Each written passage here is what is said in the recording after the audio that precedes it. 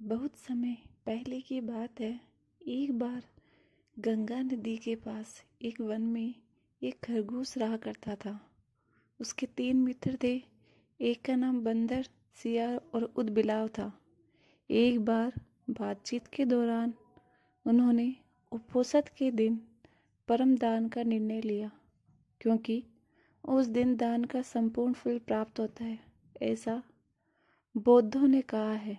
क्योंकि उपोषद बौद्धों के धार्मिक महोत्सव का दिन होता है।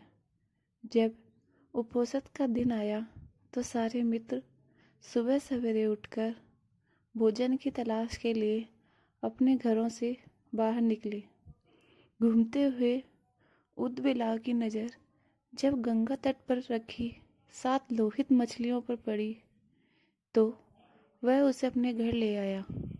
उसी समय सियार भी कहीं से दही की एक आंधी और मांस का टुकड़ा चुराकर अपने घर ले आया। बंदर भी उछलता हुआ किसी बाग में से आम का गुच्छा तोड़कर अपने घर ले आया। तीनों दोस्तों ने उन्हीं वस्तुओं को दान में देने का सोचा, लेकिन उनका चौथा मित्र खरगोश कोई आम प्राणी नहीं था। उसने सोचा, यदि मैं अपने भोजन घास पात का दान करूंगा तो दान पाने वाले को शायद ही कुछ लाभ हो।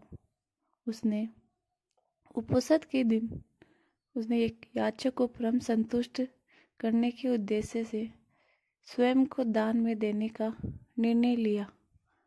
उसके स्वयं त्याग का निर्णय संपूर्ण ब्रह्मांड को दोलायमान करने लगा और शक के आसन को भी तप्त करने लगा।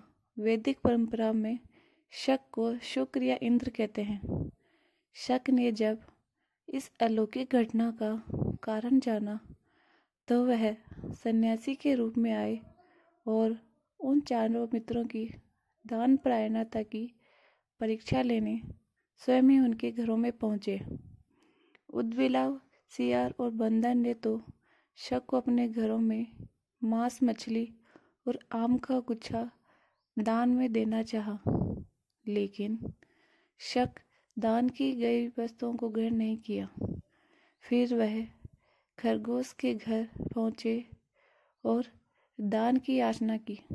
खरगोश ने दान के उपयुक्त अवसर को जान याचक को अपने संपूर्ण शरीर के मांस को अंगीठी में सेक कर देने का प्रस्ताव रखा। जब खरगोश ने अंगीठी जलाई तो उसने 3 बार अपने रोमा को झटका, क्योंकि रोमा में बसे छोटे जीव आग में न जल जाए। फिर वह बड़ी ही खुशी से आग में कूद गया। शक उसकी दानवीरता को देखते ही रहे। चिरकाल तक शक ने ऐसी दानवीरता न कभी देखी थी और न ही कभी सुनी। लेकिन आश्चर्य से खरगोश आग में नहीं जला, क्योंकि आग एक जादू ही थी।